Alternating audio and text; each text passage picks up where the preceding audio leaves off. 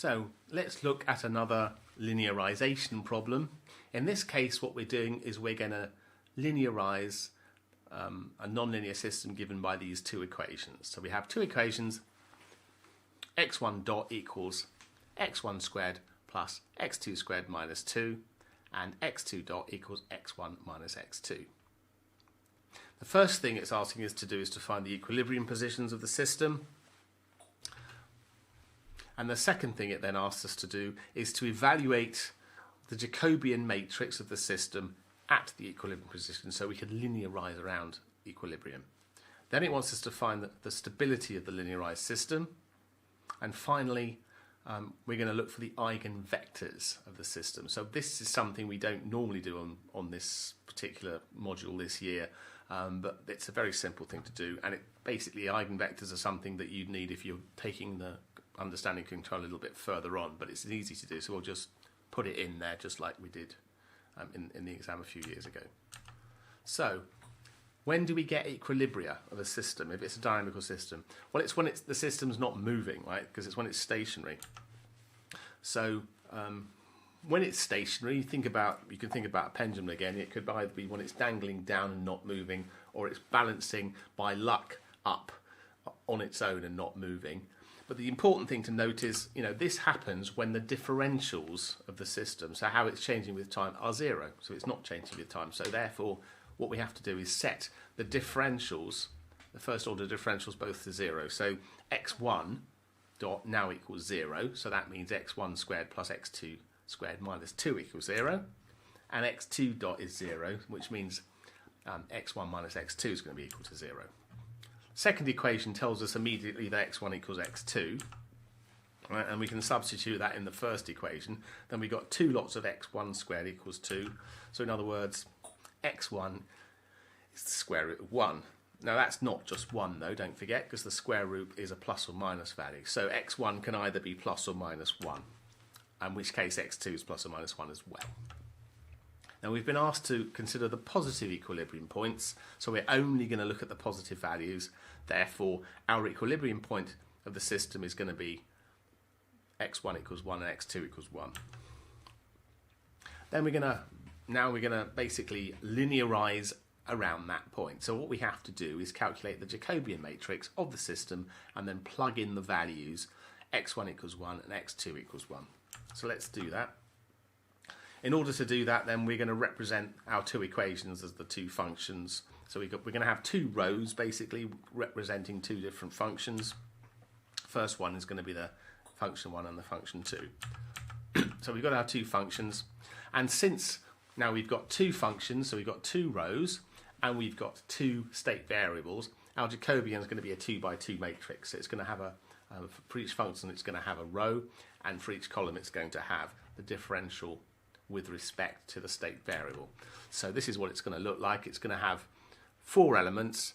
The top row is going to be df1, dx1, df2, dx2, and the second row df2, dx1, df2, dx2. And these are all partial derivatives, which means when we're doing a partial derivative, we consider everything apart from the thing we're doing the derivative with respect to as being a constant. So all we have to do now is look at these two equations and calculate all these 4 terms. So that's quite easy to do. So we look at the first equation and we take the derivative with respect to x1. So everything apart from x1 is a constant, so the second 2 terms disappear and x1 squared goes to 2x1. If we do the same thing with respect to x2, the x1 term goes to 0, minus 2 goes to 0, and we end up with 2x2. Second expression, x1 with respect to, taking the derivative with respect to x1, that goes to 1 and the second term disappears because it's constant. And finally, if we take the derivative with respect to the second state variable x2, then the first term goes to 0 and we end up with a minus 1 here. And we can plug those into our Jacobian matrix if we've got our 4 elements. And we want to evaluate now this at the point 1, 1, so we put x1 equals 1 and x2 equals 1, and we end up with our Jacobian evaluated at equilibrium, and we end up with a matrix 2, 2, 1, minus 1. So we end up now then we can write down a linear system at the equilibrium point, which is given by x dot equals j times x, where x dot is the derivative of the state, j is effectively our A matrix, and we have here x is going to be the full state, x1 and x2. In order to find the stability of this system, then, this is a uncontrolled system, we need to look at the eigenvalues of this matrix, which is in front of the state, because it's effectively the A matrix. So we have to look at the Jacobian eigenvalues. So thinking about, again, how do we, what does this relate to from first principles? What we're saying is, if we got an eigenvalue or an eigenvector, it's given by the following relation. So if J is a transformation matrix, which is our Jacobian, our transformation matrix multiplied by the state equals some scaling of the state, right, in this particular case. So if x is an eigenvector, what this is saying is we can multiply the eigenvector by this transformation matrix, and the only thing that happens to the eigenvector is it changes its amplitude, or it changes its scaling, and the scaling it changes by is the lambda, and the scaling is the eigenvalue. So this is what we implicitly do when we're always doing these other things. And in order to solve this equation, then we can basically rearrange. So when is this thing equal to 0? So we can rearrange, put the minus, we can take lambda x away from both sides, put it on all on one side equal to 0, factor out the x. Obviously we can't just leave the lambda on its own, because it's got to be multiplied by the identity matrix, because this has got to be the same dimensionality as the j. And just to go through from first principles, we know that if the j minus lambda I, if we want to solve this equation, if this thing's got an inverse, we could just multiply both sides by the inverse, right? In which case the trivial solution is we've got x equals 0, and we don't want that. So basically the solution we always want in these particular conditions are the fact that it hasn't got an inverse, and it hasn't got an inverse if the determinant of this j minus lambda I expression equals 0. And that's always the way we find where the eigenvalues are for a system, when this expression hasn't got an inverse, and therefore it means the determinant is actually 0. So that's why we always do that. Just a quick aside, if you like, in this case. So we need to solve the equation j minus lambda I determinant equals 0. So we stick in our j, 2, 2, 1 minus 1, take away lambda times the identity matrix, take the determinant, I'm representing it this time by the vertical lines, when that equals 0. So we just go through element by element, 2 minus lambda, 2 minus 0, 1 minus 0, and minus 1 minus lambda, when it equals 0.